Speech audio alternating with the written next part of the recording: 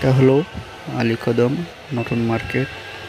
আজকে আবাসটা ভালো না, বৃষ্টির দিনে তেমন মানুষজন নেই।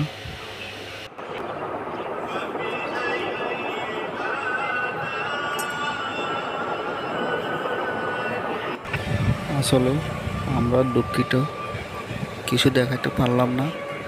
আজকে সোমবার, আলীকদমের হাটবার। সবাই একটু দোয়া করবেন, কারণ যেহেতু আজকে বাজারটা ঠান্ডা হয়ে গেছে, মানুষজন নেই, একদম গাড়ি ঘোড়া কম চলতেছে। সবাই আমাদের জন্য দোয়া করবেন, যেহেতু আমরা সুস্থ থাকি।